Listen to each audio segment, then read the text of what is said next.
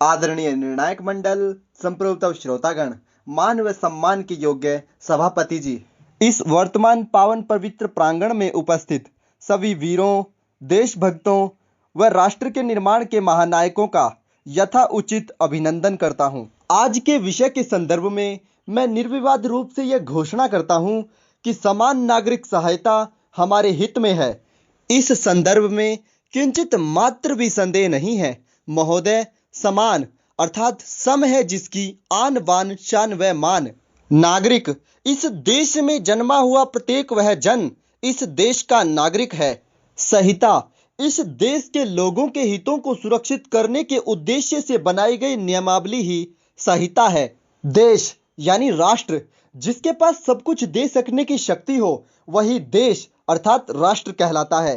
हित, जिसमें संपूर्णता निहित हो वही हित है। में यानी अंदर है अर्थात उपस्थित है। मान्यवर, मेरे देश में कई वर्ग, वर्ण, व्यवस्थाएं, रीति रिवाज, रस्में, धाम परिधान, भेष परिवेश, बोली चाली, लहजा, अनुशंसा प्रशंसा, लय ताल रिद्म आदि पनप रही हैं। मान्यवर, देश की आंतरिक सुरक्षा के लिए ये ठीक नहीं। समाज व समाज की रस्में, धर्म व धर्म की मान्यताएं, धर्म के प्रति व्यक्ति की व्यक्तिगत सोच, धन व धन पाने की लालसा, इसके अतिरिक्त सुख समृद्धि प्राप्त करने की चाह में राष्ट्र, राष्ट्रीयता, राष्ट्रभाव व राष्ट्र के प्रति कर्तव्य अथवा राष्ट्र ही मैं हूं, राष्ट्र ही मेरा है। अब ऐसे विचार मानो क्षेत्रीयता में, स्थानीयता में, प्रांतीयता में, आरक्षण के रक्षण में ही सीमित रह गए हैं।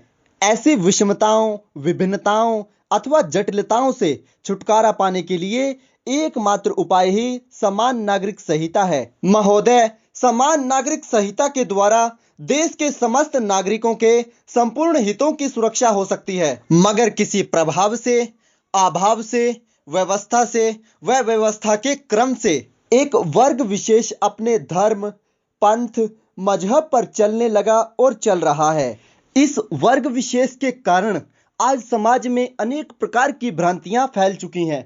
उन भ्रांतियों में से एक भ्रांति थी तलाक तलाक तलाक, जिसका हाल ही में प्रधानमंत्री नरेंद्र मोदी जी की सरकार के द्वारा अंत कर दिया गया है। इसीलिए अध्यक्ष महोदय, मेरा मानना है कि समान नागरिक संहिता अत्यंत आवश्यक संहिता है।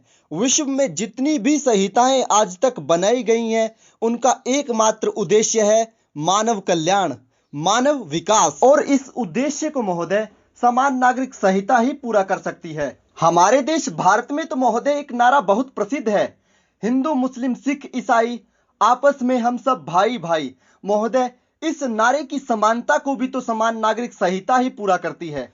अध्यक्ष महोदय, आज हमारा देश विकसित होने की ओर अग्रसर है, फिर समान नागरिक संहिता कैसे अहितकारी हो सकती है? जियो और जीने दो, इस मंत्र की सार्थकता को बनाए रखने के लिए समान नागरिक संहिता बहुत जरूरी है। महोदय, यदि हमने अपने देश में समान नागरिक संहिता लागू नहीं की तो हमारी कहनी अथवा कथनी में अंतर आ जाएगा।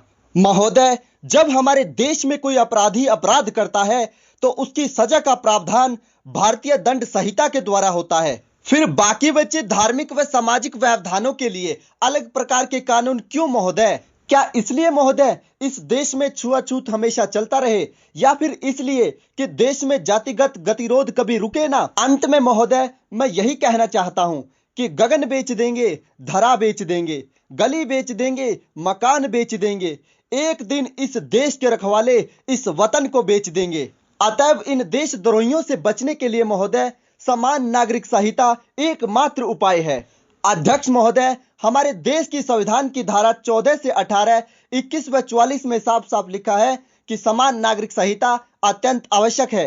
इसी के साथ मैं अपनी वाणी को विराम देता हूं। धन्यवाद।